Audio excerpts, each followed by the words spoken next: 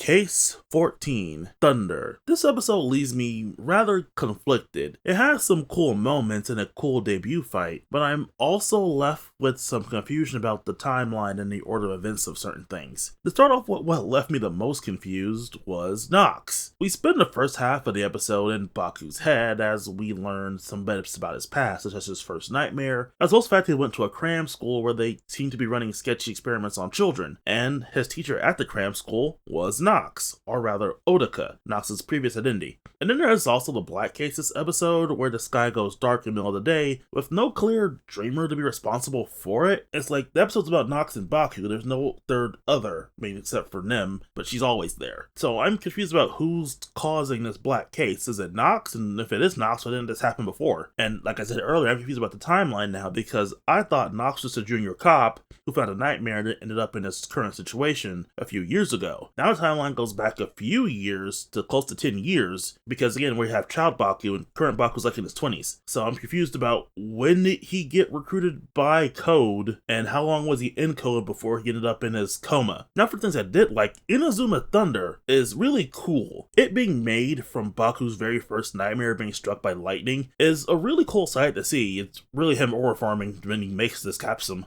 And the fight where he uses it against Nox is also really cool. It's a standard speedy form, so it has a lot of speed stuff and is able to really outpace Nox. But Nox also uses some really cool, smart things to fight against a speedster when he's at a disadvantage. He doesn't win, obviously, but it's still really cool. There's also the stuff with Zero being super shady, and I really want to see where that's going to lead to, because I don't imagine they're going to make Zero a full villain, considering, he's the bike. But I also do love Baku's sister chewing Zero out and slapping him in the head. I would say face, but he's a bike. He's a remote controlled robot. Overall, I'm left a little conflicted about this episode. Like, I like where stuff is going. I just hope they clear up the order of events and makes things a lot clearer sooner rather than later.